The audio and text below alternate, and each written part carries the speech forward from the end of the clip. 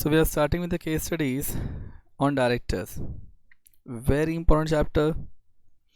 अब देखिए, अब यहाँ पे क्या दिया है, in Bright limited vacancy of a director is caused by the death of Mohan a director of the company after 3 months of his joining the company as director. मतलब उसने कंपनी ज्वाइन किया एज डायरेक्टर, उसके 3 महीने के बाद उसकी death हो जाती है.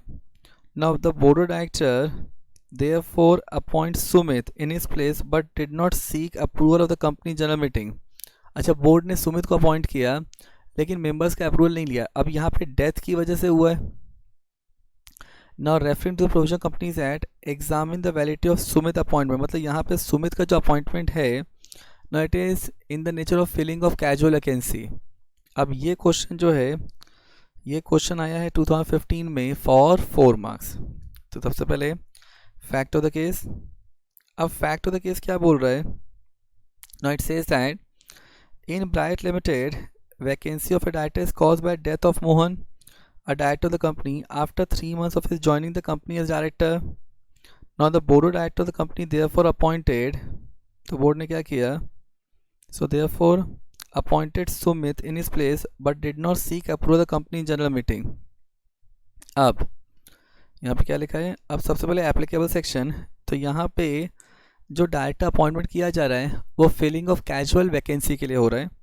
So according to section 161 subsection 4 of companies act, if the office of any director appointed by the company general meeting is vacated before is term of office expires in normal course.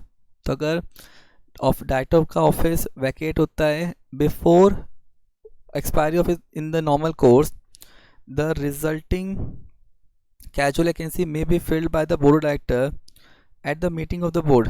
तो casual vacancy जो है वो board fill कर सकता है, which shall be subsequently approved by the member in immediate next general meeting. तो वहाँ पे जो board appoint करेगा उसको immediate next general meeting में shareholder का approval मिलना चाहिए. Any person so appointed, जो person को appoint किया जाएगा वो कब तक ऑफिस होल्ड करेगा? Not up to next AGM, but up to the tenure of original director. So any person so appointed shall hold office only up to the date up to which the director in whose place he is appointed would have held office if it has not been vacated. तो conclusion क्या है? Conclusion यहाँ पे है कि company ने appoint तो किया लेकिन शेयर होल्डर का अप्रूवल नहीं लिया. तो यहाँ पे शेयर होल्डर का अप्रूवल कंपनी को लेना पड़ेगा in the immediate next general meeting. क्या लिखा है? So in the instant case mister Sumit is appointed by the board for filling the casual vacancy caused by the death of Mohan but did not seek approve company general immediate next general meeting and therefore Sumit appointment is invalid. तो members का approval लेना था, नहीं लिया है, तो ये appointment invalid हो जाएगा. क्लियर? अब देखिए नेक्स्ट क्वेश्चन. अब देखो, अब ये क्वेश्चन क्या बोल रहे हैं ना. ये क्वेश्चन आया है 2015 में फॉर 4 मार्क्स. क्या लिखा है? Johnson a director in Disha limited proceed on leave for 8 months to France for personal reason. अच्छा, बंदा फ्रांस चला गया 8 महीने के लिए पर्सनल रीज़न की वजह से. Board of director at the meeting appoint Peter. अच्छा, ये क्वेश्चन था 161 सबसेक्शन 4 का. अब यहाँ पे board of director at the meeting appoint Peter for the period of 2 months as an alternate director. Articles of association of company does not confer upon the board of director any such power to appoint any one as alternate director. अब ये चीज़ रखना, ये पूरा concept alternate director का है. सो alternate director section 161 subsection 2.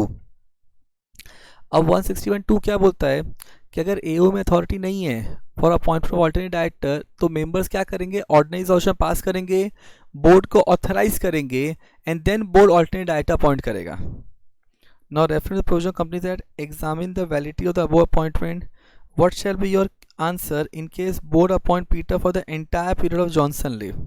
अब देखो, तो सबसे पहले फैक्ट ऑफ द केस आ जाएगा. अब फैक्ट ऑफ द केस तो आपको जो क्वेश्चन में दिया है उसी को पॉइंट वाइज प्रेजेंट करना है. यहाँ पे क्या लिखा है, Johnson a director in Disha Limited proceed on leave for 8 months to France for personal reason. Board of director at a meeting appoint Peter for the period of 2 months as an alternate director.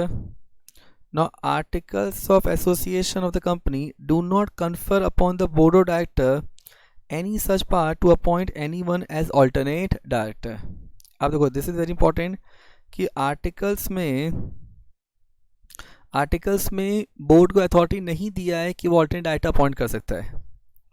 अब provision क्या बोलता है, now provision says that according to section 161 subsection 2 of companies act the board of director of the company may, तो board क्या कर सकता है, may if so authorised by its article or by the resolution pass by the company general meeting appoint any person not being a person holding any alternate directorship for any other director in the company or holding directorship in the same company to act as the alternate director for a director during his absence for the period of not less than 3 months from India.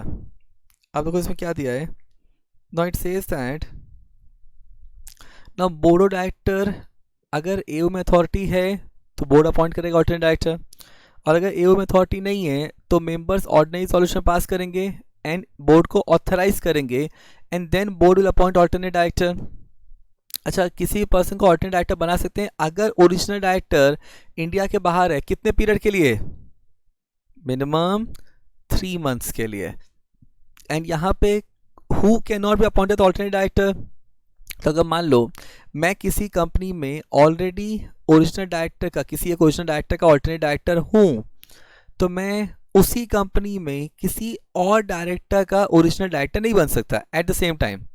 Secondly, अगर मैं किसी company में director हूँ तो मैं उसी company में किसी और डायरेक्टर का ऑल्टरनेट डायरेक्टर नहीं बन सकता. तो यहाँ पे व्हाट इज बीइंग सेड, अब एओ में अथॉरिटी नहीं है तो मेंबर्स ने ऑथराइज नहीं किया तो बोर्ड ऑल्टरनेट डायरेक्टर अपॉइंट नहीं कर सकता. तो यहाँ पे कंक्लूजन क्या आएगा, सो यहाँ पे in the given case the appointment of Peter as alternate director is in violation of provision of companies act because AO does not authorise board to appoint alternate director nor by a resolution pass with the company general meeting. मतलब न तो members ने resolution pass किया है जिसमें उन्होंने board को authorise किया है, न तो एओ में अथॉरिटी है.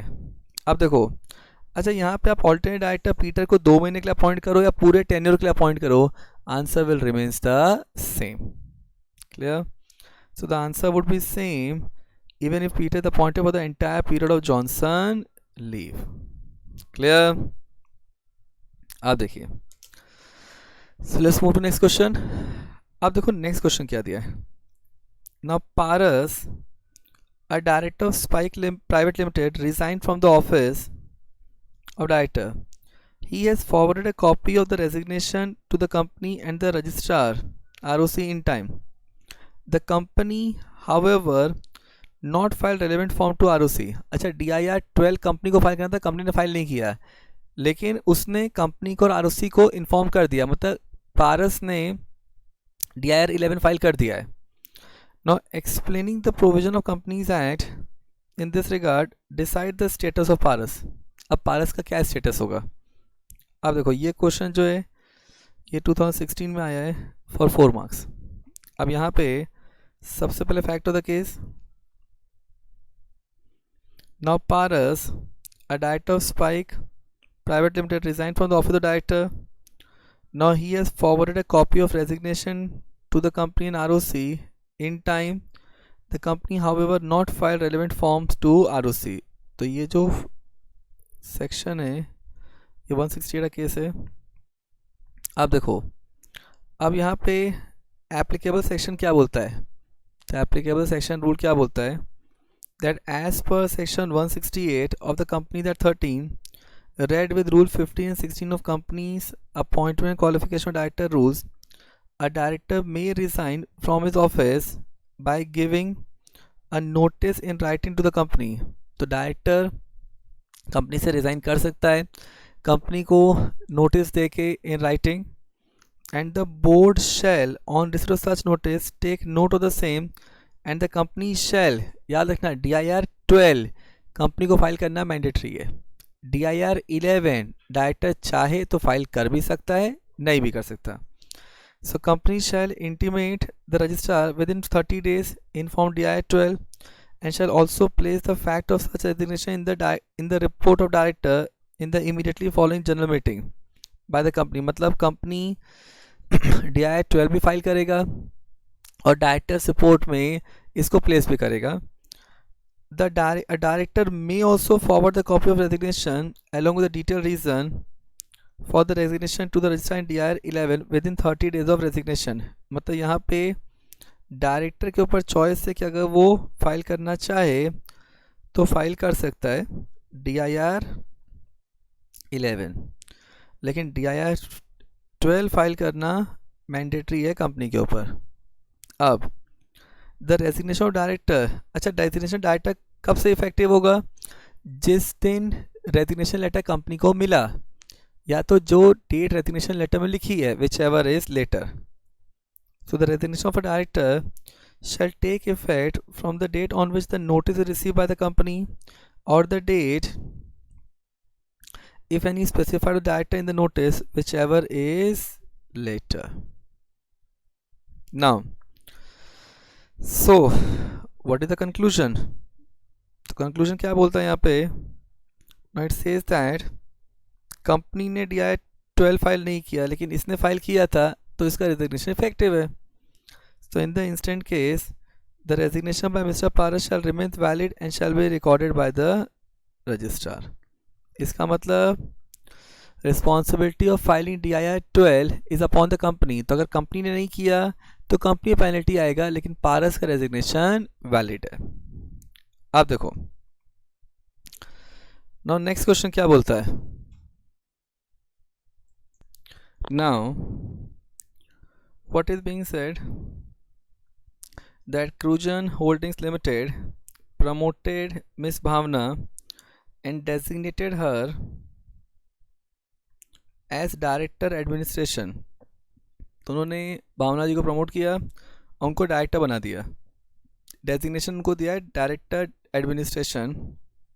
Examine the validity of such designation. अब देखो सबसे पहले फैक्ट ऑफ द केस, तो फैक्ट ऑफ द केस तो कुछ खास है नहीं इसमें. यहाँ पे क्या लिखा है? That Cruzon Holding Limited promoted miss Bhavana and designated her as director administration. अब क्वेश्चन ये है कि क्या डायरेक्टर एक डेजिग्नेशन है या डायरेक्टर एक पोजीशन है?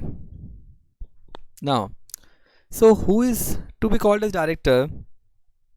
डायरेक्टर बेसिकली वो पर्सन है जो बोर्ड का हिस्सा होता है, बोर्ड ऑफ डायरेक्टर का.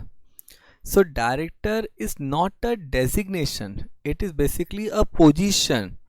So यहाँ पे what the applicable section says? So it says that a special director or an executive director is a full-time employee of the company and is given his designation in appreciation of his merit and usefulness to the company. Such director may not be the member of the board and as such they cannot be called as director within the meaning of provision of Companies Act. तो यहाँ पे अगर कोई person board का हिस्सा नहीं है तो आप उसको डायरेक्टर नहीं बोल सकते. इसका मतलब क्या हुआ कि डायरेक्टर वो पर्सन है जो बोर्ड का हिस्सा है. अगर आप किसी भी पर्सन को डायरेक्टर बोलेंगे तो डोंट यू थिंक इससे कन्फ्यूजन क्रिएट होगा? तो यहाँ पे क्या लिखा है? However the department of company affairs, now ministry of corporate affairs, has vided circular number advise companies to desist from giving designation as special director, director administration, etc. to their executive who are not member of the board. तो यहाँ पे जो person board का हिस्सा नहीं है उनको ऐसी डेजिग्नेशन नहीं देना चाहिए. That is what is being said. तो यहाँ पे as such designation give an impression to the public at large and those dealing with the companies and the executive that they are full-fledged director entitled to act as such on behalf of the company. तो यहाँ पे तो department of company affairs मतलब ministry of corporate affairs ने भी companies को advice किया कि अगर कोई पर्सन बोर्ड ऑफ डायरेक्टर का पार्ट नहीं है so that person should not be designated as director. अच्छा एक चीज़ समझो, डायरेक्टर की डेफिनेशन कहाँ दी हुई है? तो अगर हम लोग डायरेक्टर की डेफिनेशन देखें, so director being defined under section 2 subsection 34, it says that director means a director appointed to the board of a company. Clear? मतलब वो पर्सन जो अपॉइंट हो रहा है, appointed to the board of the company, तो जो company के board of director का पार्ट है उसको डायरेक्टर बोला जाता है. तो यहाँ पे so what is the conclusion? So conclusion ये बोलता है that in this case, so in the instant case, based on these circulars, Crujan is advised not to use the designation director administration for its executive Miss Bhavna. तो यहाँ पे based on the circular क्या बोला जा रहा है कि miss भावना को डायरेक्टर एडमिनिस्ट्रेशन की डेजिग्नेशन नहीं देनी चाहिए. Clear? Now this question being asked for 4 marks. अब देखो यहाँ पे नेक्स्ट क्वेश्चन पे चलते हैं. Now divine industries private limited has turnover of, very interesting question, ये 2016 में आया है 4 मार्क्स के लिए. Divine industries private limited has a turnover of 350 crores during the financial year 14-15. Now the banker of the company has advised the company to compulsorily appoint women director in the company as required under Companies Act. Now, reference provision of Companies Act examine the validity of banker's advice. What would be your answer in case the company in question is a public limited company? तो अगर company इन question जो है अगर वो public limited company है तो आपका answer क्या होगा? अब देखो, अब यहाँ पे now fact of the case क्या है? That Divine industries private limited has a turnover of 350 crores during the financial year 14-15. The banker of the company has advised the company to compulsorily appoint a women director now in the company. अब देखो, अब यहाँ पे किन companies में women director appoint करना mandatory होता है, पहले ये समझते हैं. तो लिस्टेड कंपनी में, उसके अलावा अनलिस्टेड पब्लिक कंपनी में जिसका पेड अप कैपिटल 100 crores और मोर है, या तो टर्नओवर 300 crores और मोर है. अब देखो, listed company and unlisted public company, question ये है कि क्या यहाँ पे Divine industries private limited listed company है? क्वेश्चन में दिया कि are they listed company? No. Are they unlisted public company? No. ये तो प्राइवेट कंपनी है ना. तो यहाँ पे क्या प्राइवेट कंपनी में वुमेन डायरेक्टर अपॉइंट करने की जरूरत है? Answer is no. क्वेश्चन क्या लिखा है कि अगर what would be your answer, आपका क्या आंसर होता अगर ये कंपनी पब्लिक लिमिटेड कंपनी होती, तो क्या वहां पे वुमेन डायरेक्टर अपॉइंट करना पड़ता? Answer is yes. तो यहाँ पे क्या लिखा है? As per second provision section 149(1) of companies act read with rule 3 of companies appointment and qualification of directors rules, the following companies shall appoint at least one woman director. तो इन कंपनीज में at least one woman director appoint करने की ज़रूरत है. पहला, every listed company. Second, every other public company having paid up share capital of 100 crores or more और टर्नओवर ऑफ 300 crores और मोर. तो यहाँ पे व्हाट इज बीइंग सेड, तो क्या कंक्लूजन निकला? So in the instant case, because ये private company है तो यहाँ पे वुमेन डायरेक्टर अपॉइंट करने की ज़रूरत नहीं है. So a private limited company that is Divine Industry Private Limited is not required to appoint a women director under companies act. The advice of the banker is not tenable in the given circumstances. तो यहाँ पे because ये private company है तो women director नहीं चाहिए, तो जो एडवाइस बैंकर ने दिया है वो बराबर नहीं है. सेकंड, नेक्स्ट क्या लिखा है? Now in case the company is a public limited company, then as per the aforesaid provision the company having turnover of 300 crores और more is required to appoint women director. Hence in that case the banker advice would stand valid. तो अगर ये company public company होता and because इसका turnover कितना दिया question में 350 करोड़, तो फिर यहाँ पे वुमेन डायरेक्टर अपॉइंट करना पड़ता। Clear? Now so now move to next question. अब क्या दिया है, newly incorporated Abhay limited has not mentioned the name of first director of the company in the articles of the association। तो एक newly incorporate company है, उसने first director का detail articles में नहीं लिखा है। Now referring to the provisions of companies act 13 advise the board of director regarding appointment of first director of the company. तो प्रोविजन ऑफ कंपनीज एक्ट के हिसाब से फर्स्ट डायरेक्टर अपॉइंट करने का क्या प्रोविजन है? What would be your answer in case the company is OPC? अच्छा, अगर आपका क्या आंसर होता है अगर वो कंपनी ओपीसी होती है? Second, also state whether provision of the act are applicable to private limited company. तो क्या ये जो प्रोविजन है फर्स्ट डायरेक्टर का, क्या ये प्राइवेट कंपनी पे एप्लीकेबल है या नहीं है? अब देखो, अब अगर आप ध्यान से देखोगे ना, अच्छा ये क्वेश्चन 2017 में आया था 4 मार्क्स के लिए।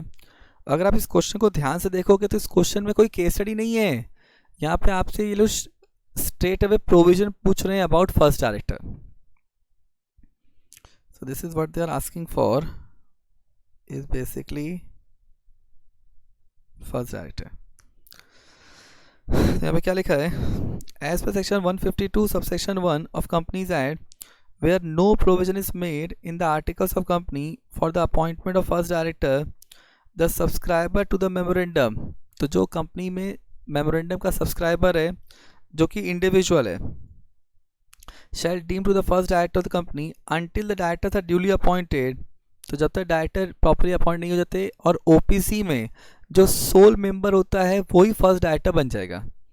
In case of OPC, individual being the member shall deem to be the first director until the director or directors are duly appointed by the member in accordance section 152। तो जब तक members, जब तक नए director appoint नहीं होंगे, member appoint नहीं करेगा, तब तक यही पर्सन फर्स्ट डायरेक्टर के रूप में फंक्शन करेगा। अभी what is further being said that as per Regulation 60 of Table F of Schedule 1 provides that the number of directors and the name of the first director shall be determined in writing by the subscriber of the memorandum or the majority of them। अब ये जो 152(1) है ये applicable है हर company पे, whether it's a public company और private company। Clear? तो अगर हम लोगों ने फर्स्ट पैराग्राफ भी कवर किया है then also it is absolutely fine. Clear? चलो नेक्स्ट क्वेश्चन पे आते हैं। Very interesting question being asked in 2017 for 4 marks. अब देखिए क्या लिखा है, mister Solid a young professional of 29 years has stayed in India for 150 days in the previous financial year. अच्छा, वो इंडिया में कितने दिन रहा? 150 days। He does not hold any shares in Happy Retail Limited which is quoted or listed company। तो listed company में उसके पास कोई भी shares नहीं है। Small shareholder have decided amongst themselves that he is proposed to be appointed as a small shareholder director। तो small shareholder ने इसको अपॉइंट करने का सोचा है as small shareholder director। Who shall not be liable to retire by rotation। तो absolutely fine, small share director ऐसे भी liable to retire by rotation नहीं होता। and his tenure shall be of 5 years from the date of joining the office of director। बस यहाँ पे गड़बड़ हो गई, क्योंकि स्मॉल शेयर होल्डर डायरेक्टर का टेन्योर कितना होता है? Maximum 3 years। क्लियर? अब examine the provision of companies act state whether Mr. Solid can be so appointed as small shareholder director। अब देखो, तो सबसे पहले फैक्ट ऑफ द केस, तो mister Solid a young professional of 29 years who has stayed in India for 150 days in the previous financial year। Now he does not hold any shares in Happy Retail Limited which is a listed company। Now small shareholder have decided amongst themselves, so small shareholder have decided amongst themselves that is proposed to be appointed as a small shareholder director who shall not be liable to retire by rotation, and his tenure shall be of 5 years from the date of joining of the office of director. अब तो यहाँ पे सबसे पहले applicable section आएगा. अब applicable section क्या बोल रहा है? अब यहाँ पे सेक्शन 151, देखो स्मॉल शेयर डायरेक्टर का सेक्शन कौन सा है? Section 151. So section 151 of Companies Act 13 read with Rule 7 of Companies Appointment and Qualification of Directors Rules 14 contain provision for appointment and qualification of small shareholder director. So section 151 जो है Companies Act 13 contain provision for the appointment and qualification of small shareholder director. अब यहाँ पे rule 7(2) क्या बोलता है? Pursuant to Rule 7(2) proviso, if the person being proposed so if the person being proposed does not hold any shares in the company, the details of the shares held and the folio number need not to be specified in the notice. Therefore, it allow a person who is not the shareholder to become a shareholder director. मतलब वो person जिसके पास shares नहीं हैं वो भी small share holder director बन सकता है. नाउ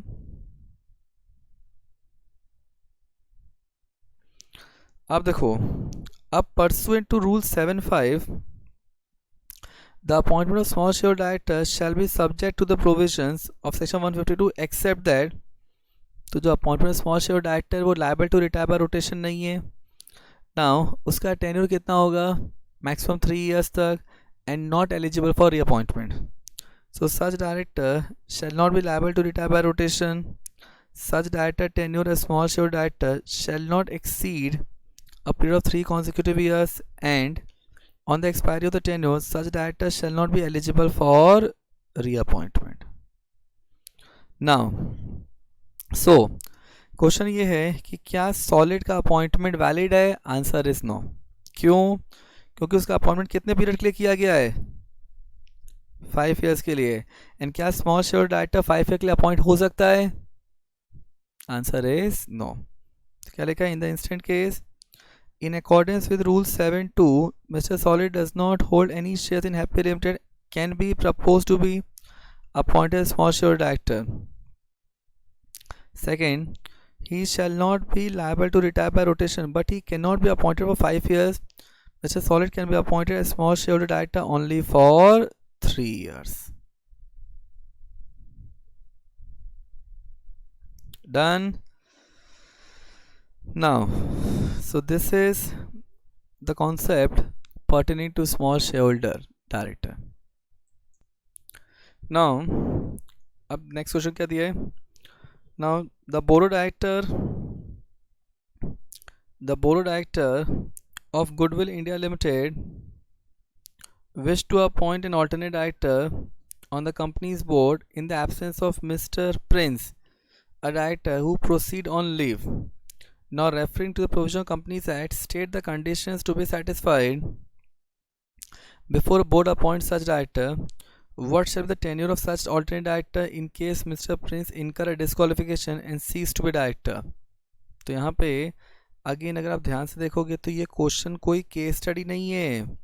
इसमें आपसे पूरा का पूरा ऑल्टरनेट डायरेक्टर का प्रोविजन पूछा जा रहा है. तो ये क्वेश्चन 2017 में आया है फॉर 4 marks. अब तो क्या दिया है? So section 161 subsection 2 of Companies Act contain provision for appointment of an alternate director. अब क्या लिखा है? The board of director of the company may, if so authorized by its article or by resolution passed for the company general meeting, appoint a person not being a person. तो कौन alternate director नहीं बन सकता है? So ऐसा person जो पहले से किसी और डायरेक्टर का alternate director है, या तो जो कंपनी का ओरिजिनल डायरेक्टर है वो किसी और डायरेक्टर का alternate director नहीं बन सकता. तो यहाँ पे क्या लिखा है?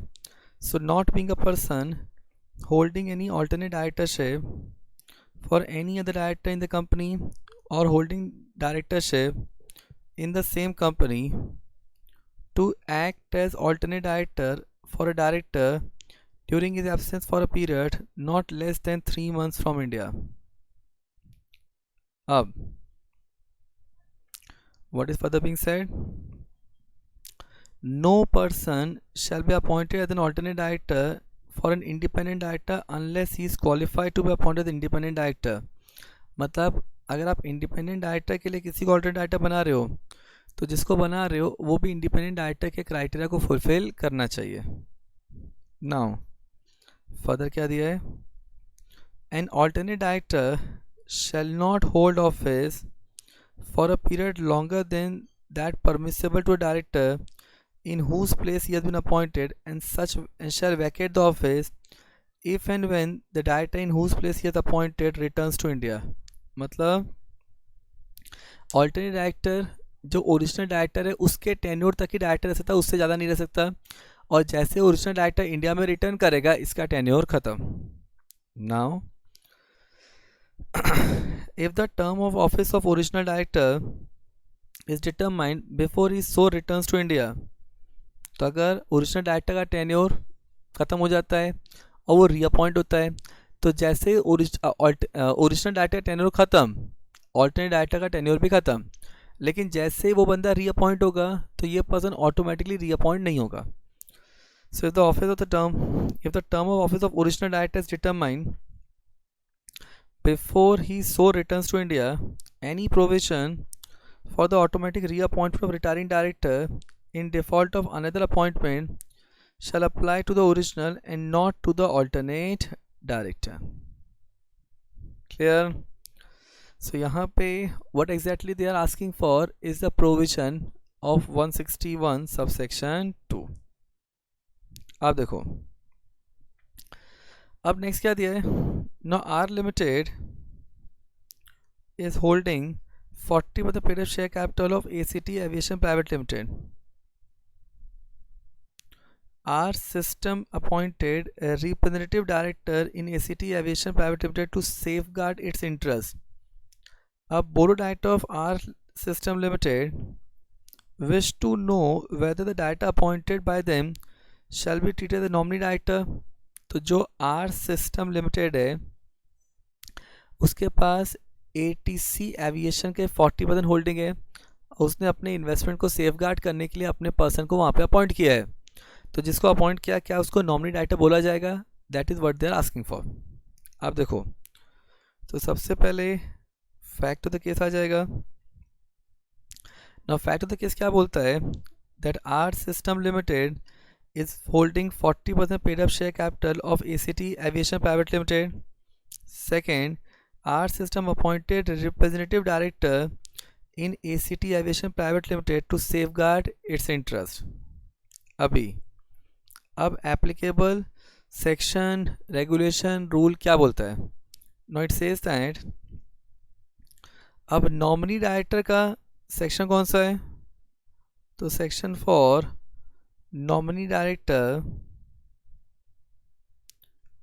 is 161 subsection 3. Clear? Now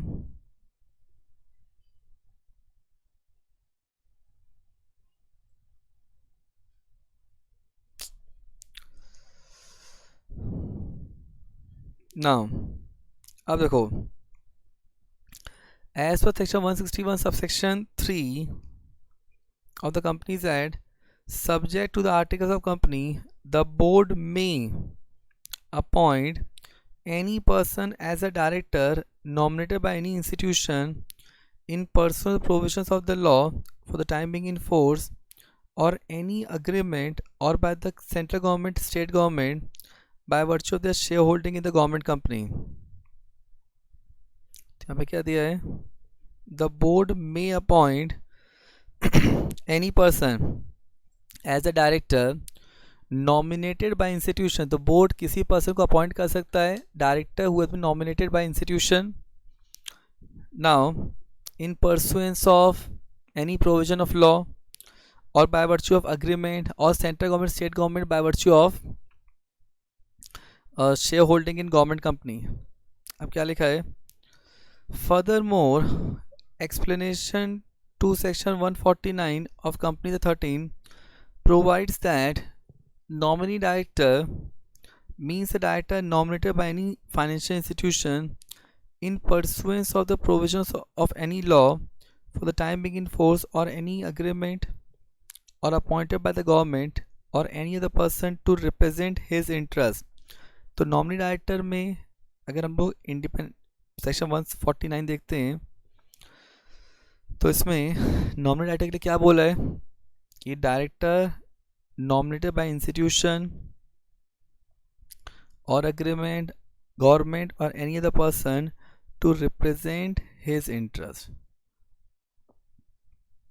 अब देखो तो in this case the question is that कि जो आर सिस्टम ने एटीसी एविएशन में अपॉइंट किया क्या वो नॉमिनी डायरेक्टर है. Answer is yes. तो यहाँ पे क्या लिखा है. So in the instant case director appointed by R system limited in ATC private aviation private limited shell be treated as nominee director. Done. Is this part clear? Now, अब यहाँ पे क्या दिया है.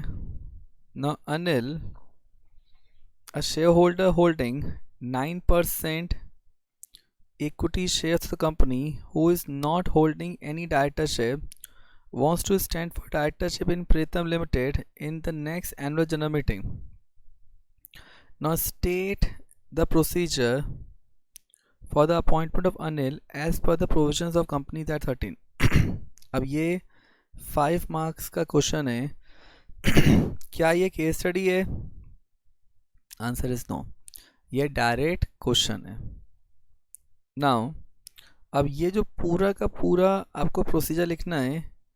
Now that is as per section 160. Clear. अब यहाँ 160 के लिए क्या बोल रहा है. Now it says that in the given case, Mr. Anil, not a retiring director in the company, is desirous of standing for directorship of Pritham Limited in pursuance of section 160 of Companies Act 13. Now, तो क्या procedure follow करना पड़ेगा. The following procedure need to be followed.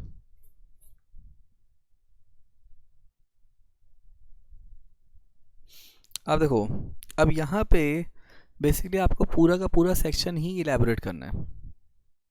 क्या लिखा है. The propose director.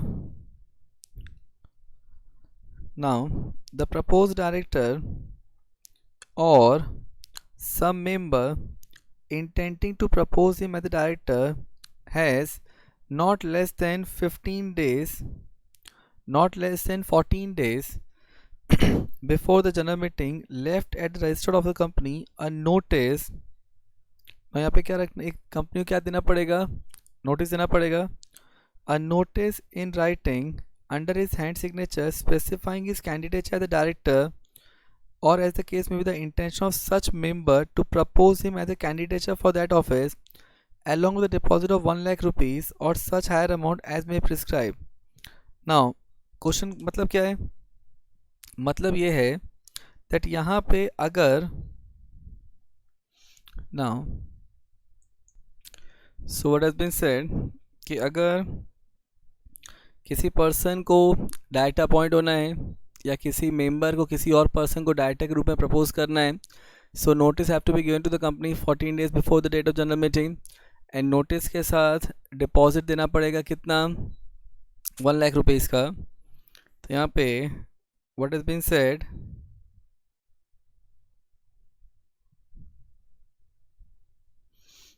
so the proposed director or some member intending to propose him as the director has not less than 14 days before the date of general meeting left at the register of a company a notice in writing under his hands signifying his candidature as the candidature as director or as the case may be the intention of such member to propose him as a candidature for that office along with the deposit of 1 lakh rupee or such higher amount as may be prescribed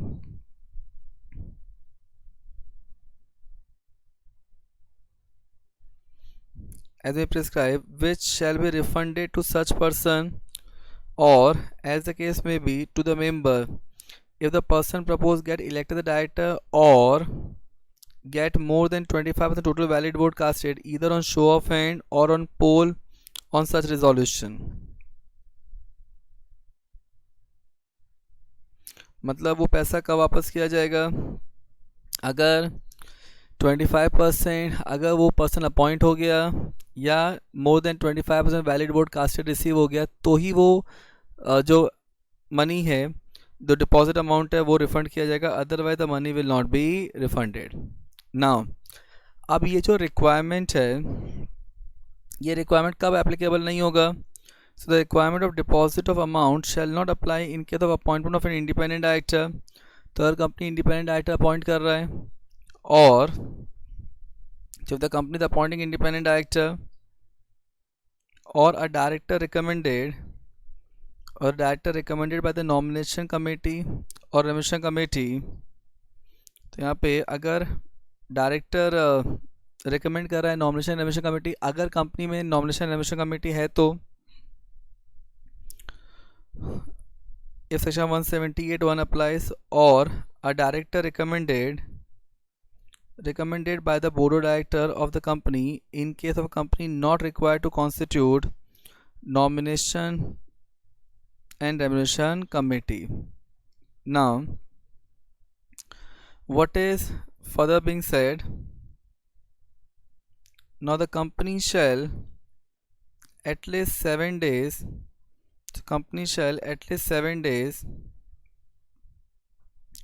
before the general meeting inform its member of the candidature of person for the office of director or the intention of the member to propose such person's candidature for that office. तो यहाँ पे first thing जो 1 lakh rupees का जो amount है वो deposit कब नहीं करना है? अगर इंडिपेंडेंट डायरेक्टर को अपॉइंट करने की बात हो रही है या तो अगर ऐसे डायरेक्टर को अपॉइंट करने की बात हो रही है जिसको recommend nomination and remuneration committee ने किया है, अगर 178 एप्लीकेबल होता है, अगर 178 एप्लीकेबल नहीं होता तो bye the board of director. Further company 7 days before the general meeting members को इन्फॉर्म करेंगे अबाउट द कैंडिडेचर कि ऐसे ऐसे पर्सन का नोटिस मिला है. अच्छा, कंपनी यहाँ पे कैसे इन्फॉर्म करेगा? या तो इंडिविजुअल नोटिस भेजेगा इलेक्ट्रॉनिक मोड से, तो by serving individual notice on the members through electronic mode to such member who have provided their email address to the company for communication purpose and in writing to all other member.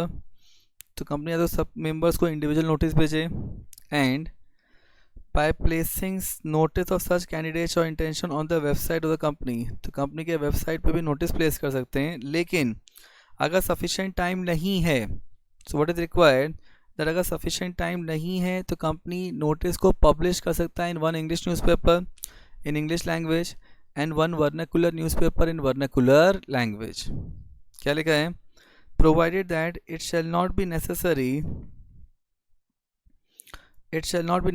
for a company to serve individual notice upon the member if the company advertise such candidature or intention not less than 7 days before the meeting at least once in vernacular newspaper in the principal language. तो vernacular newspaper में अगर publish किया है तो vernacular language में of the district where the register of company is situated and circulated in that district, and at least once in English newspaper in English language circulated in that district. मतलब यहाँ पे what is being said कि ये जो individual notice है ये देने की कब ज़रूरत नहीं है? अगर कंपनी इस नोटिस को पब्लिश कर देता है.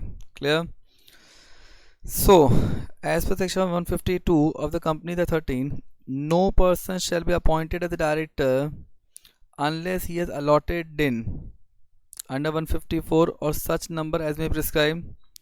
अब यहाँ पे every person proposed to be appointed as the director by the company general meeting or otherwise shall furnish din or such number as may prescribe under 153 and the declaration that he is not disqualified to be appointed as director.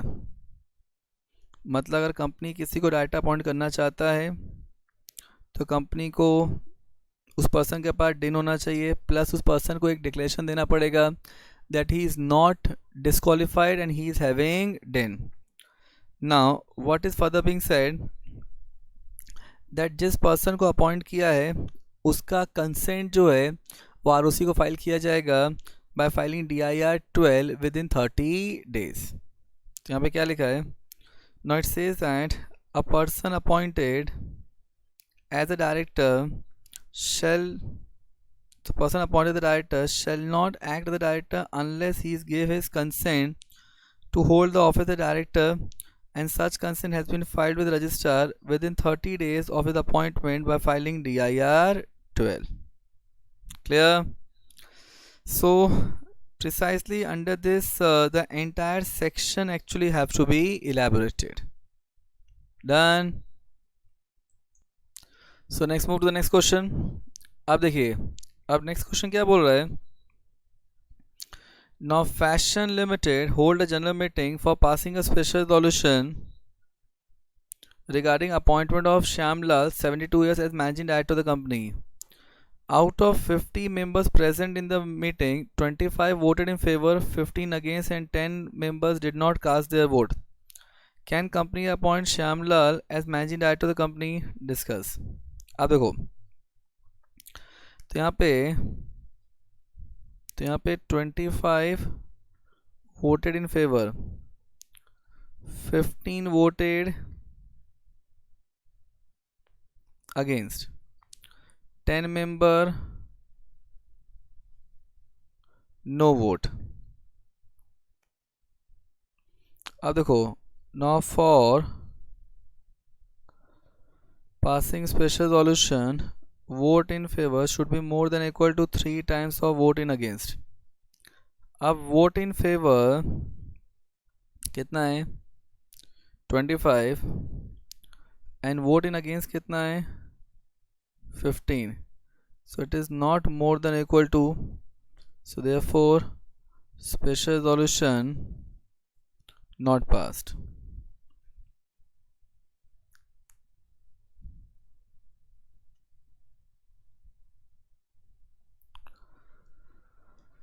Not pass. Second thing, ना यहाँ पे अगर special solution not pass, ordinary solution pass है and central government approval लेना पड़ेगा. आप देखो, तो यहाँ पे फैक्ट ऑफ द केस क्या बोल रहा है?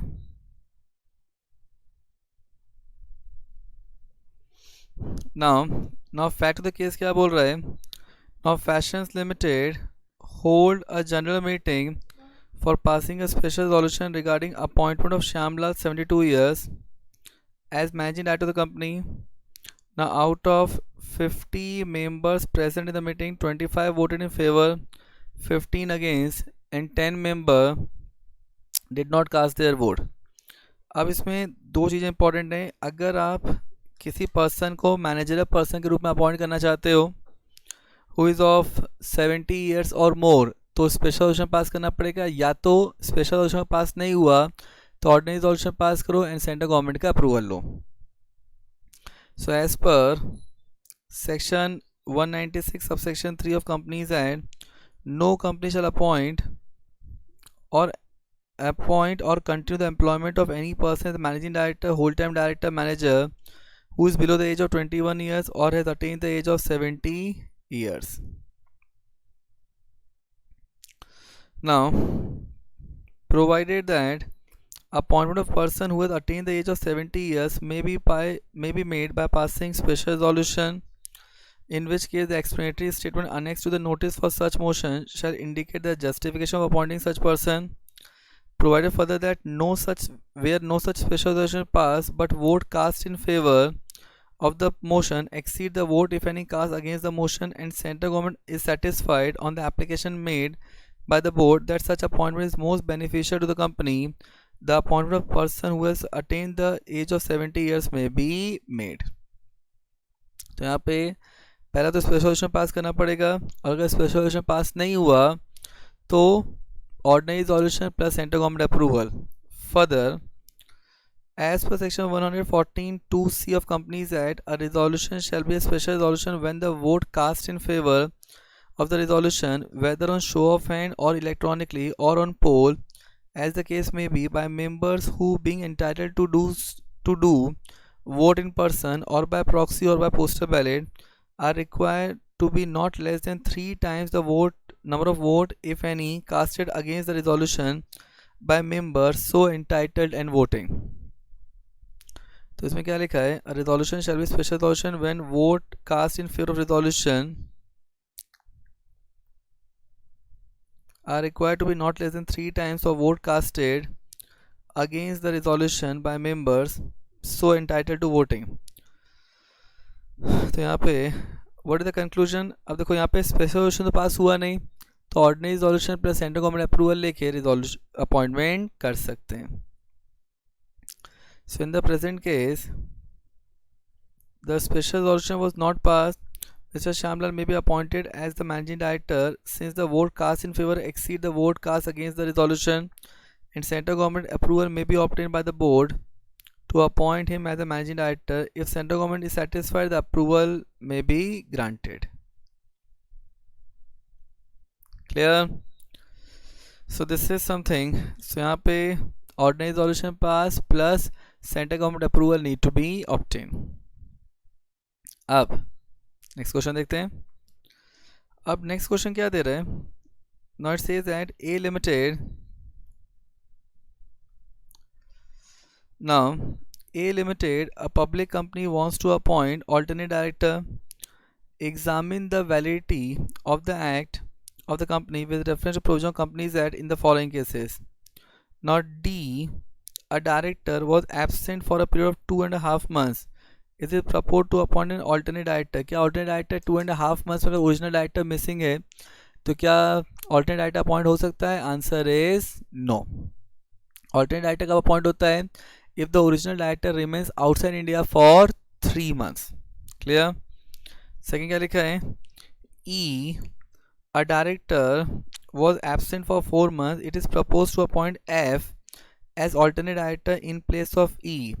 F is already acting as an alternate director of in A Limited for director G who was absent for 5 months. अब ये चीज़ समझो, अगर एक पर्सन पहले से ही किसी और डायरेक्टर का alternate डायरेक्टर है इन द सेम कंपनी, तो सेम पर्सन किसी और डायरेक्टर का alternate डायरेक्टर नहीं बन सकता in the same company at the same time. Next क्या लिखा है? Can the said appointment if permitted be pass by circular resolution. अब ये क्वेश्चन 2018 में आया है फॉर 4 marks. अब देखो, तो सबसे पहले अपने को यहाँ बताना पड़ेगा कि ऑल्टरनेट डायरेक्टर का प्रोविजन क्या है. So it says that as per, तो ये पूरा क्वेश्चन ही ऑल्टरनेट डायरेक्टर का है. So as per section 161 subsection 2 of companies act, the board of director of the company में, if so authorized by its article or by the resolution passed with the company general meeting, appoint a person not being a person holding any alternate directorship for any other director in the company or holding directorship in the same company to act as alternate director for the director during his absence for a period not less than 3 months from India. अब so यहाँ पे what is being said, so in the present case, since D was absent for a period only for 2.5 months, alternate director in place of D cannot be appointed. Now, next क्या लिखा है? अब यहाँ पे second question क्या बोल रहा है कि एक पर्सन पहले से alternate director अपॉइंट हो रखा है किसी और डायरेक्टर का, तो क्या वो सेम पर्सन अपॉइंट हो सकता है? Answer is no. क्या लिखा है? As per section 161 subsection 2 of companies act 13, now the board of director of the company, if so authorized by its article or by resolution passed with the company general meeting, appoint a person not being a person holding any alternate directorship for any other director in the company or holding directorship in the same company to act as alternate director for a director during his absence for a period not less than 3 months from India. So it is the same provision जो 161 subsection 2 का है. तो यहाँ पे in the present case since F is acting as an alternate director for another director, that is G, he cannot be appointed again as alternate director for E in the same company. Now, अब question ये है कि क्या alternate director को appointment circular resolution से कर सकते हैं? नाउ तो इसमें तो सबसे पहले एप्लीकेबल सेक्शन, इसमें क्या लिखा है? There is no specific provision companies act which provide that appointment of alternate director shall be made at the meeting of the board. In the absence of any such provision, an alternate director can be appointed by passing a resolution by circulation. So in the present case, if permitted, the alternate director can be appointed by circular resolution.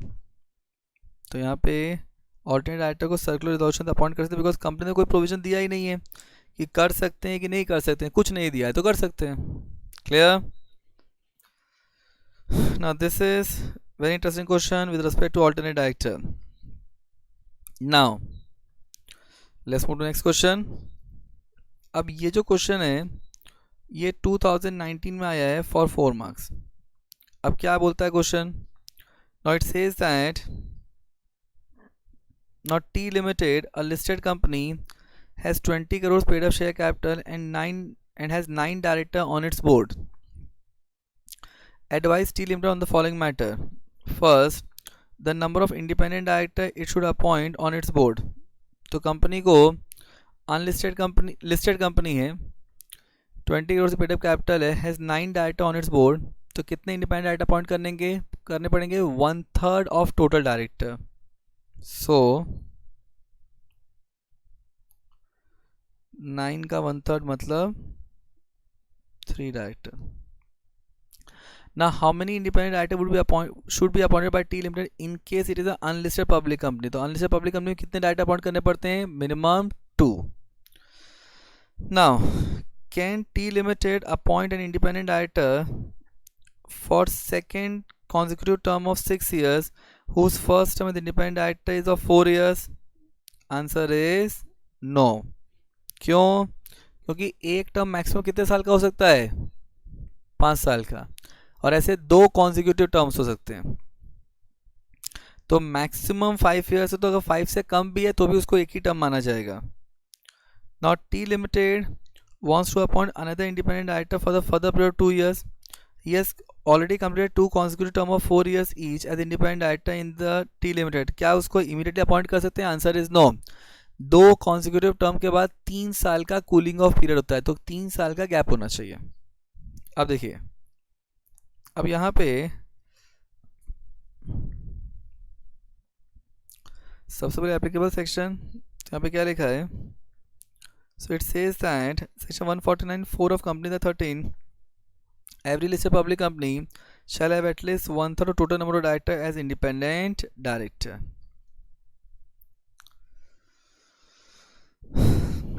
Now अब देखो, so therefore conclusion क्या आया? यहाँ पे कितने director appoint करने पड़ेंगे? So in the present case T Limited should appoint 1/3 of its total director as independent director and accordingly has to appoint 3 independent director. अब देखो, सो दिस इज फर्स्ट पॉइंट. अगर अनलिस्टेड पब्लिक कंपनी होता तो 2 director. तो यहाँ पे what is being said that as per section 149(4) of Companies Act read with rule 4 of Companies Qualification Directors Rules, unlisted public company having paid up share capital of 10 crores or more shall have at least 2 independent director. So conclusion क्या है? So in the present case 2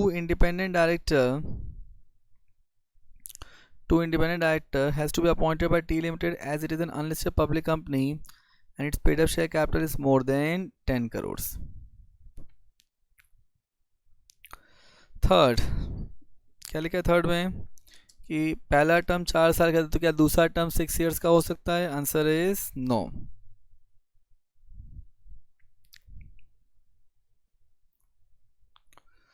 Now, what is being said that section 149(10) of Companies Act states that subject to the provision of 152, an independent director shall hold office for a term of up to 5 consecutive years on the board of the company. तो independent director कितने period के लिए appoint कर सकते हैं? एक independent director appoint हो सकता है मैक्सिमम एक टर्म होगा मैक्सिमम 5 ईयर्स का, ऐसे 2 कॉन्जिक्यूटिव टर्म हो सकते हैं. क्या लिखा है? Now it has been clarified by Ministry of Corporate Affairs via General Circular number 2014, while appointment of an independent director for a term of less than 5 years would be permissible, appointment of any term whether 5 years or less is treated as a one term under 149(10). तो आप 5 year से कम के लिए appoint कर सकते हो, लेकिन जो भी अपॉइंट किया जाएगा उसको एक टर्म माना जाएगा. तो क्या कंक्लूजन आया? सो it says that in the present case T Limited cannot appoint an independent director for a term of 6 years in the second consecutive term.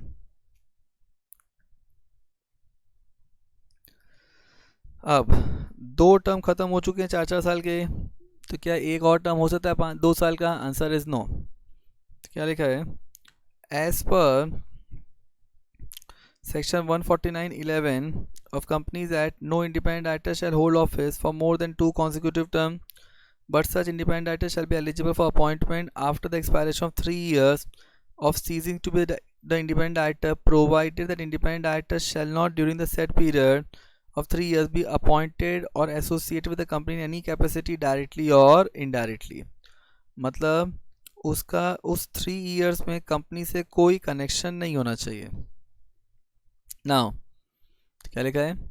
Now it has been clarified by the Ministry of Corporate Affairs that while appointment of an independent director for a term less than 5 years would be permissible, appointment for any term whether 5 years or less is treated as one term under 149(10).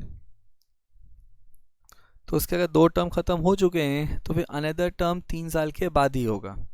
So in the present case T Limited cannot appoint an independent director who has already completed 2 consecutive terms of 4 years for another period of 2 years. Done.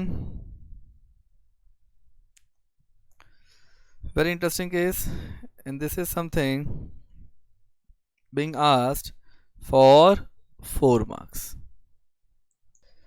So I believe this much part is clear. अब देखो, अब next question क्या बोल रहा है? Now next question, now this question being asked in 2019 for 4 marks. Question क्या दिया है? That X was appointed as an additional director of Precious Limited with effect from 21st November 2018 in casual vacancy. So additional director के रूप में appoint किया गया है 21st November 18 in a casual vacancy caused by the unexpected death of P by way of circular resolution passed by the board of director.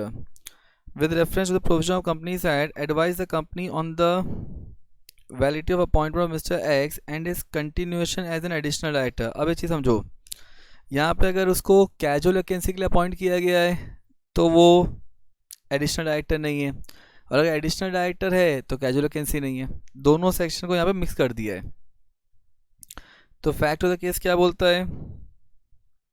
Now fact of the case says that X was appointed as additional director of Precious Limited with effect on 21st November 18 in a casual vacancy caused by the unexpected death of P by way of circular resolution passed by the board of director. अब यहाँ पे additional director का provision है 161(1) and casual vacancy का provision है 161(4). तो अब 161(4) क्या बोलता है? तो 161(4) of company that states that if the office of any director appointed by the company in general meeting is vacated before his term of office expires in normal course. तो अगर किसी डायरेक्टर को मेंबर्स ने appoint किया general meeting में और उसका term expire होने से पहले अगर वो अपना ऑफिस वैकेट कर देता है, the resulting casual vacancy may, in default of and subject to any regulation in the articles of the company, be filled by the board of director at the meeting of the board, which shall be subsequently approved by the member in the immediate next general meeting. तो वहाँ पे members उसको fill करेंगे in the immediate next general meeting.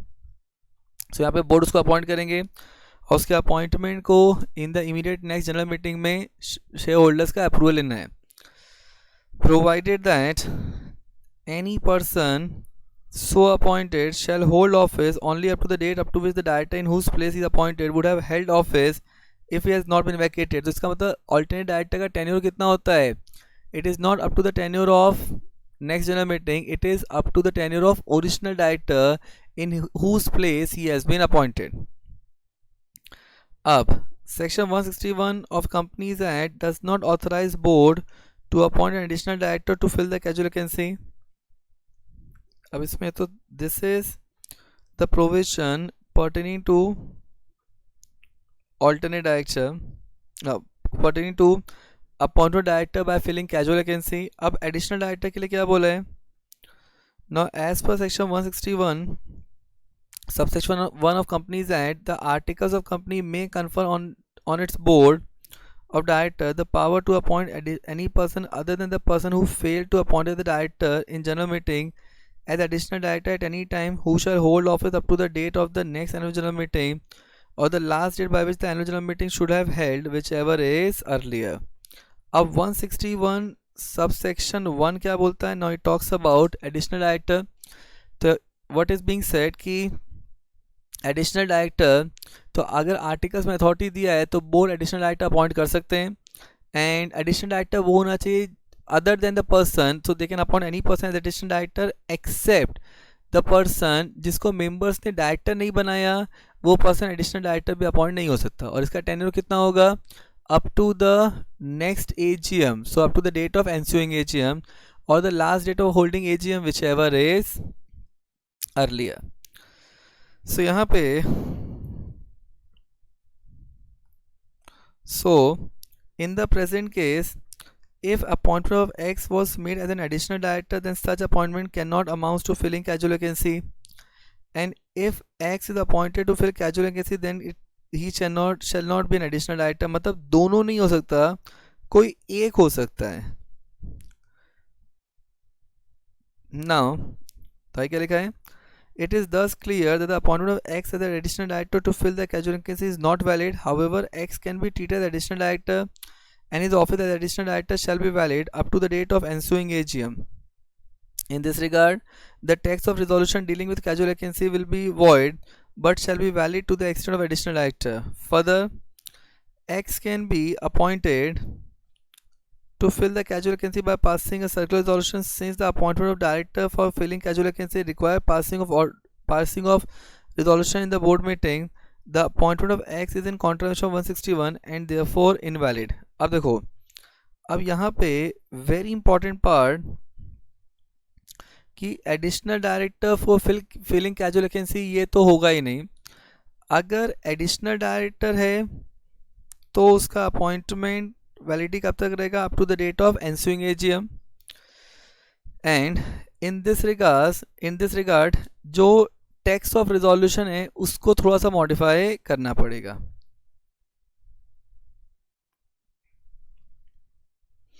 Now अब अगर casual vacancy है, अगर x को अपॉइंट किया है for filling casual vacancy by circular resolution, तो यहाँ पे since the appointed director of filling casual vacancy requires passing of resolution in board meeting.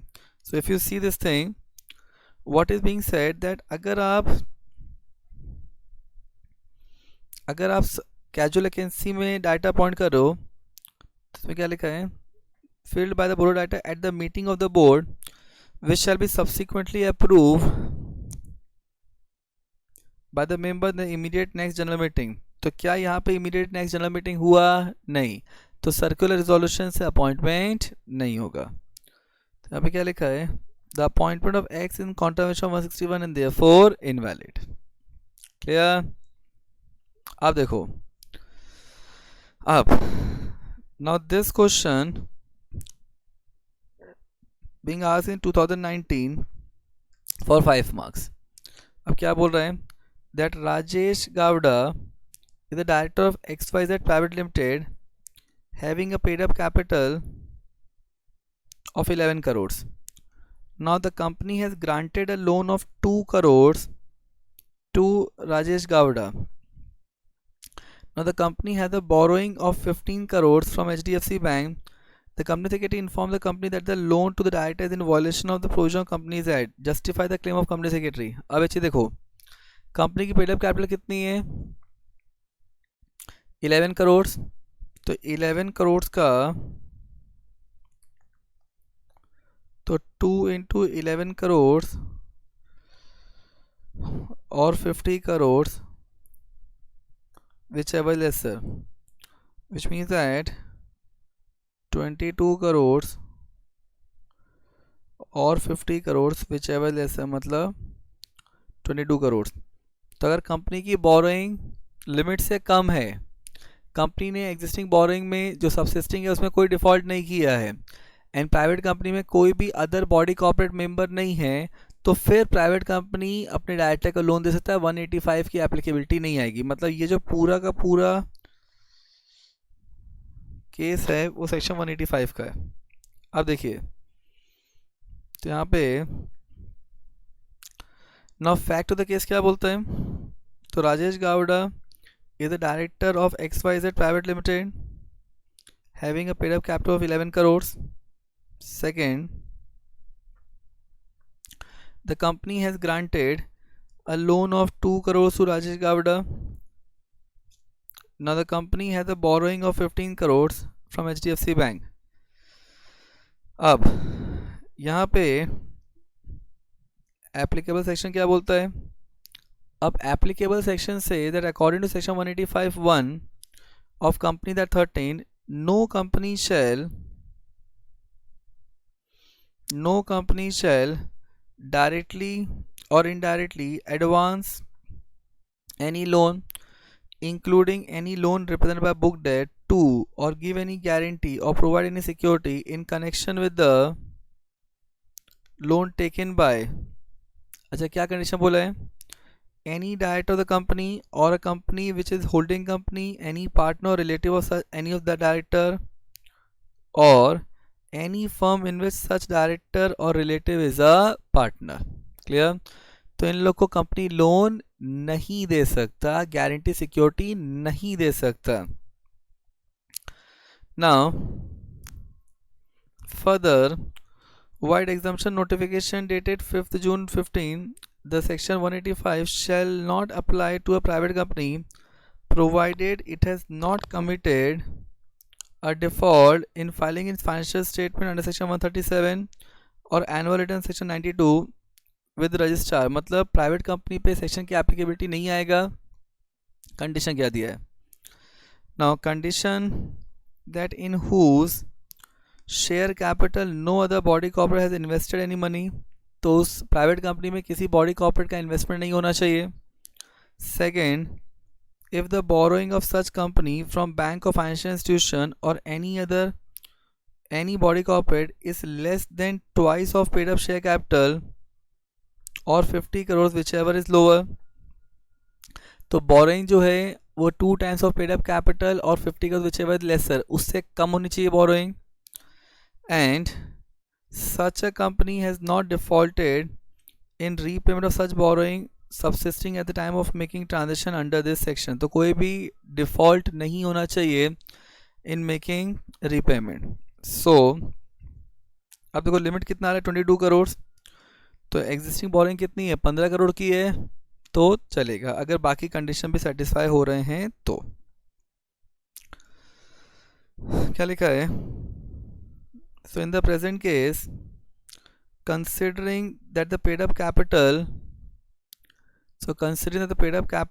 of the company is 11 crores and borrowing from HDFC Bank is 15 crores, it is seen that the amount of borrowing by the company from the bank is less than twice the amount of paid up capital. So as per the exemption condition available to private company by borrowing from bank is less than 2 times of paid up capital, not to avail exemption, the company need to fulfill all conditions as provided in the exemption notification. Hence, if all the above conditions are fulfilled, loan to Rajesh Gavda is exempted from section 185 and the company is not in violation of the Provision of Companies Act and the claim of CS is not justified. मतलब अगर सारे condition fulfil हो रहे हैं तो private company अपने director को loan दे सकता है, बिकॉज 185 एप्लीकेबल नहीं होगा. क्लियर? अब देखो नेक्स्ट क्वेश्चन में चलते हैं. अब यहाँ पे क्या दिया है? Now it says that destination limited is a listed company having a paid up share capital of 40 crores, turnover of 200 crores, but having a loss of 10 crores for the year ended 31st March 18. The woman director on the board resigned. अच्छा, woman director resign कर दिया on 1st October 18. The last board meeting was held on 25th September. The board is likely to meet next on 15th January 2019.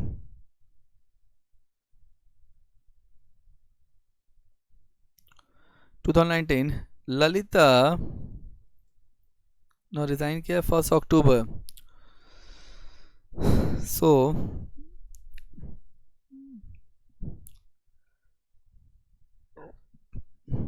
here 3 months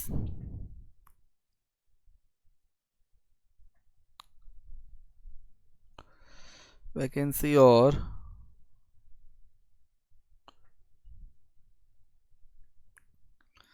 next board meeting, whichever is later. So 3 months from 1st October 18 or next board meeting 15th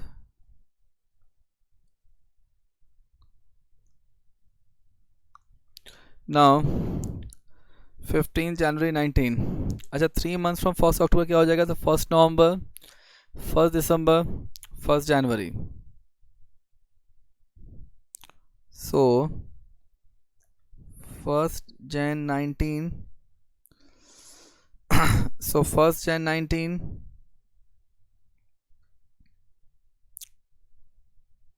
और 15 Jan 19. इसका मतलब date क्या आ जाएगा? 15 Jan 19. क्या लिखा है? Now Lalita age 30 years has conveyed her interest to be associated with company as woman director. Discuss if any woman director is required.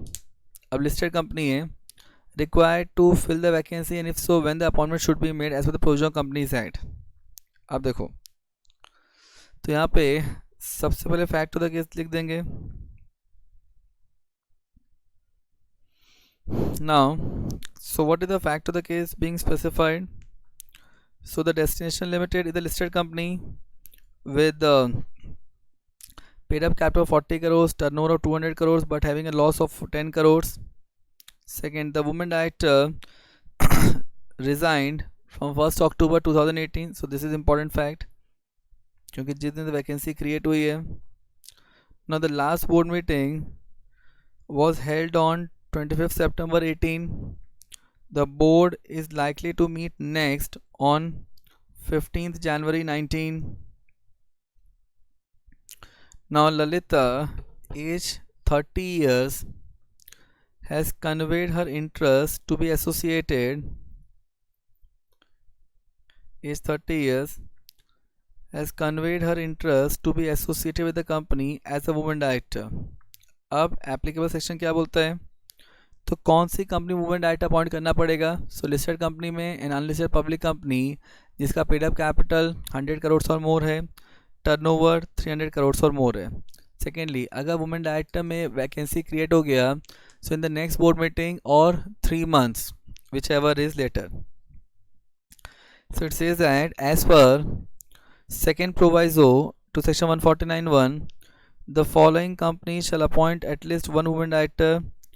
listed public company. Second, other public company having paid up share capital of 100 crores or more, turnover of 300 crores or more. However, any intermediate vacancy of the women director shall be filled by the board at the earliest but not later than immediate next board meeting or 3 months from the date of such vacancy, whichever is later.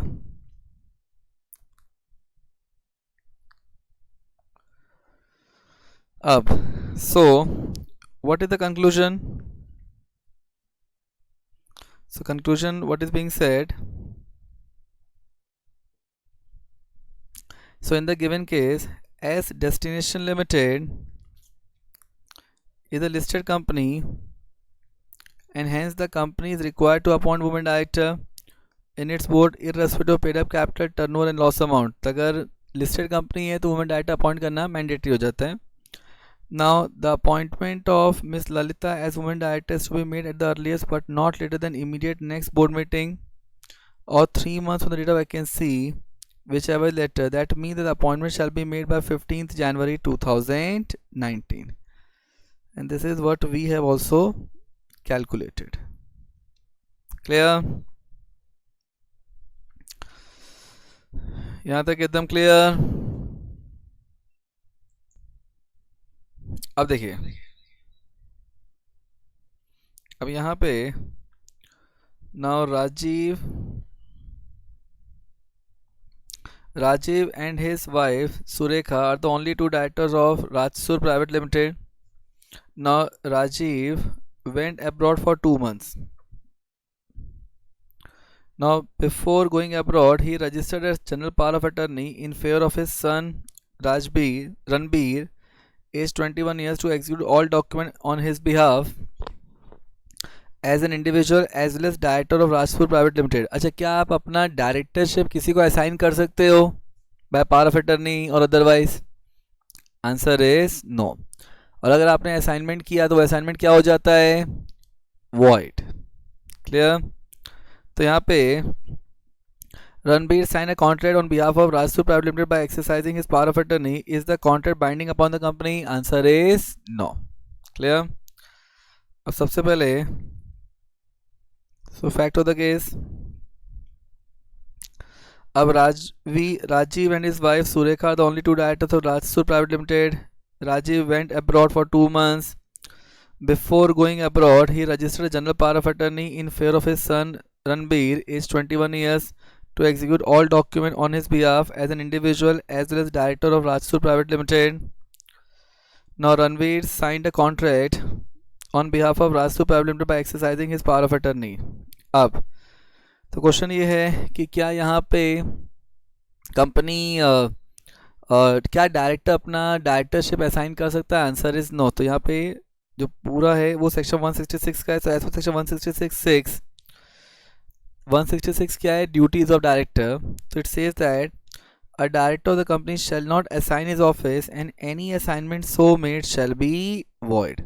तो director अपना office किसी को assign नहीं करेगा और अगर assignment किया गया तो वो अपने आप में वॉइड हो जाएगा. So therefore section 166 prohibit assignment of office of a director to any other person. Any assignment of office made by director shall be void. Authorizing a person to sign a document as director amounts to assignment of office. तो अगर आप किसी को authorise कर रहे हो कि वो पर्सन डायरेक्टर के रूप में साइन कर दे तो it is as good as assignment.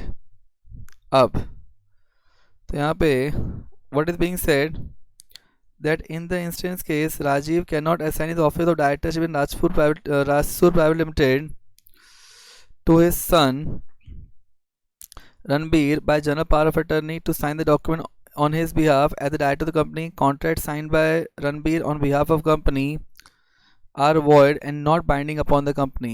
तो ये जो कॉन्ट्रैक्ट साइन किया है ये असाइनमेंट ही void है और जो डॉक्यूमेंट साइन किया है वो वैलिड नहीं है. क्लियर? चलो नेक्स्ट क्वेश्चन में चलते हैं. अब क्या लिखा है? Amit has having directorship of the following company. Now ये 2020 में आया है for 4 marks. तो अमित की डायरेक्टरशिप किन किन कंपनी में है? Public company including 2 dormant company. अब देखो,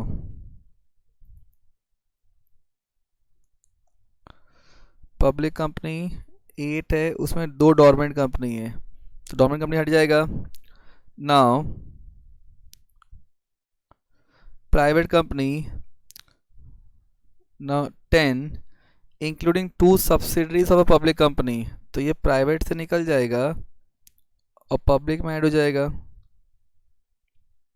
now alternate directorship,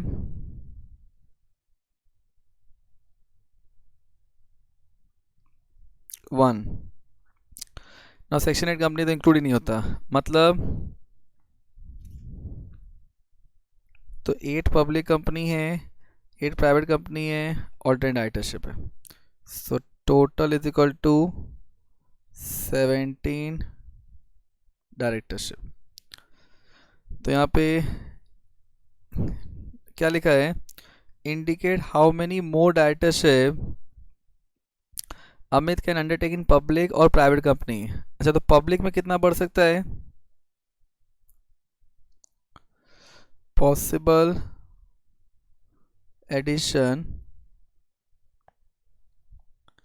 public company to total 3।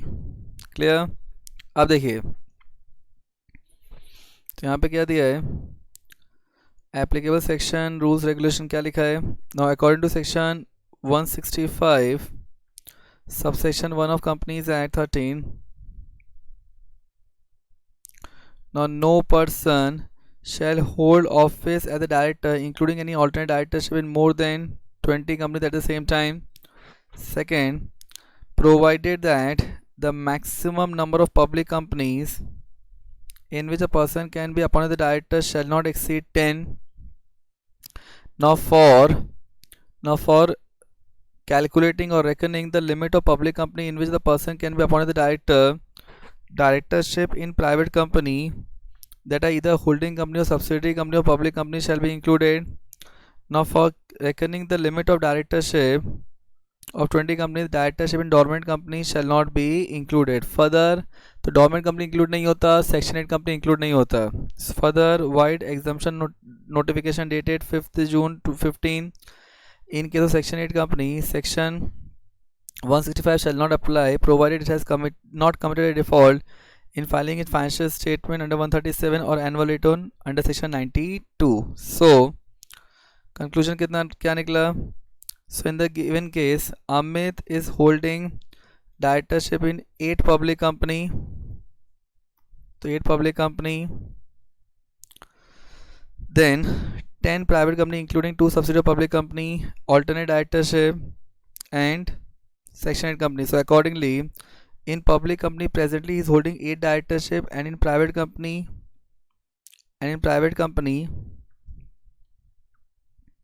9 directorship. Alternate directorship is also included in that. So hence total number of directorship he is already holding is 17. Since directorship in section 8 company is excluded from reckoning the limit of directorship 20 company, therefore Amit can undertake directorship in maximum 2 public company or private company which are either holding company or subsidiary company or public company, maximum 1 private company. अच्छा, अगर तीनों private company हो जाएगा तो भी चलेगा। Done.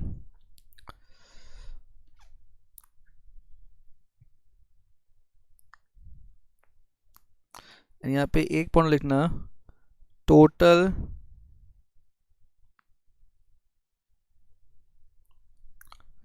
Directorship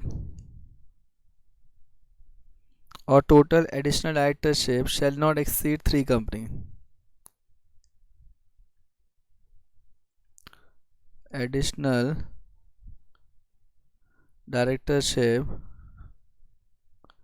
shall not exceed 3 companies. Clear? So this is how this entire question need to be understand and solve. अब देखिए, अब यहाँ पे Now Mr. X is a director in Greenfield Industries Limited.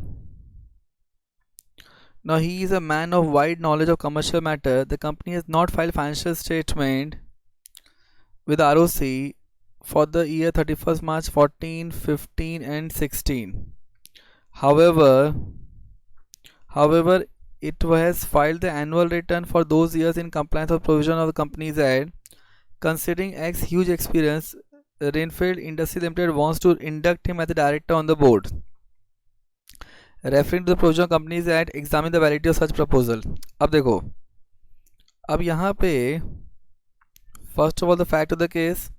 So X is the director.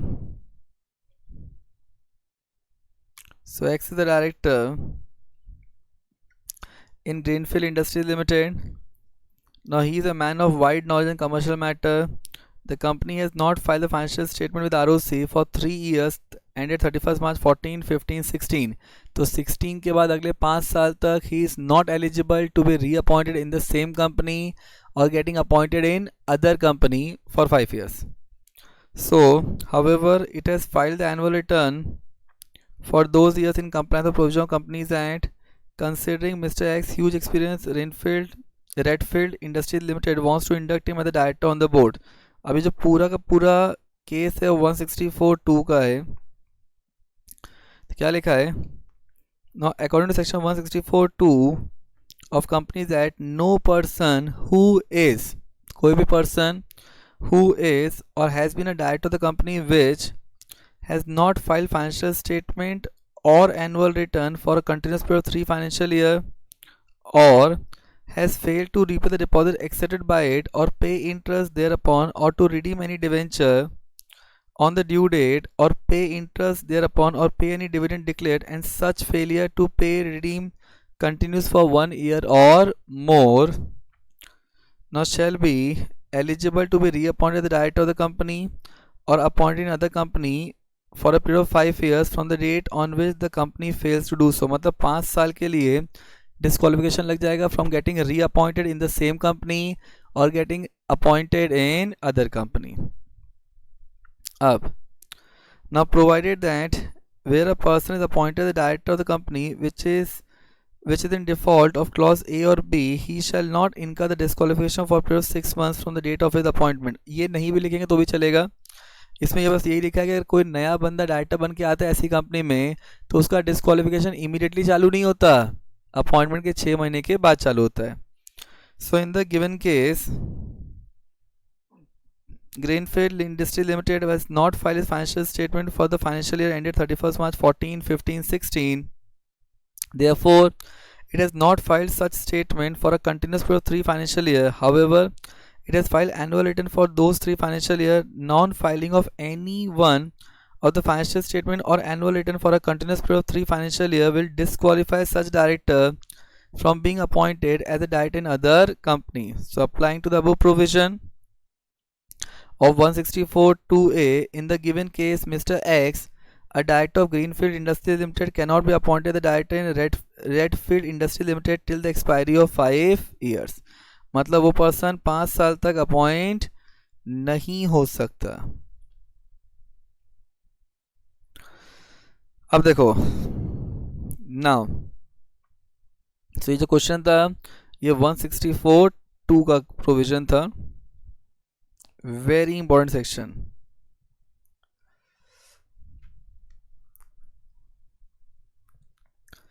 Now, what is further being said that Amitabh is the director in PQR Overseas Trading Limited. तो अमिताभ जो है वो PQR Overseas Trading Limited का director है. The company name has recently been struck off from the register of companies by the registrar. अच्छा, company का नाम strike off हो गया. He does not hold directorship in any other company. वो किसी और कंपनी में डायरेक्टर नहीं है. Now therefore Amitabh applied to registrar for cancellation of his DIN. However, the application was rejected by the registrar. Is the rejection of application correct in your opinion? Rejection correct है? Answer is yes. क्योंकि आप DIN के लिए आप DIN surrender कब कर सकते हो? जब आपका DIN नंबर कभी भी यूज़ ना हुआ हो. अब अगर वो पर्सन डायरेक्टर था तो उसका DIN यूज़ हुआ होगा ना, तो इसलिए डिन सरेंडर नहीं हो सकता. सो सबसे पहले fact of the case. So Amitabh is the director of PQR Overseas Trading Limited. Now the company name has recently been struck off from the register of companies by the registrar. Now he does not hold directorship in any of the company. Therefore Amitabh applied to register for cancellation of his DIN. अब applicable section है, rule क्या बोलता है. Now rule 11 of company's appointment qualification directors rules allow cancellation or surrender or deactivation of DIN in the following cases. तो कौन से condition में आपका DIN कैंसिल या डीएक्टिवेशन या सरेंडर हो सकता है. First, if DIN is found to be duplicated in respect of the same person provided the data related to both the DIN shall be merged with validly retained number. Second, if it is obtained in a wrongful manner or fraudulent means. Third, death of concerned individual. Fourth, concerned individual has declared as a person of unsound mind by competent court. Fifth, concerned individual has been adjudicated as insolvent. ये 5 ground वो हैं जिसमें central government आपका डिन cancel कर देता है. अब 6 पॉइंट जो है, on the application made in form DIR 5 by the DIN holder to surrender DIN along with the declaration that he has never been appointed as director in any company and the said DIN has never been used for any filing of any document with any authority. तो यहाँ पे ये जो point है ये इस case के लिए एप्लीकेबल है. नाउ तो यहाँ पे क्या वो डायरेक्टर रह चुका है या वो डायरेक्टर अपॉइंट हुआ है. Answer is yes. तो क्या उसका डिन सरेंडर होगा. नो. तो क्या लिखा है, as Amitabh was appointed the director using DIN and presumably filed DIN e-forms using DIN, such DIN shall not be deactivated and DIFR cannot be filed even though the name of the company has been striked off and he does not hold directorship in the company. Hence the action of the registrar is correct. तो जो registrar का action है कि उसकी rejection application को cancel कर दिया, वो एकदम करेक्ट है. Clear. So these are the case studies with respect to a topic called directors.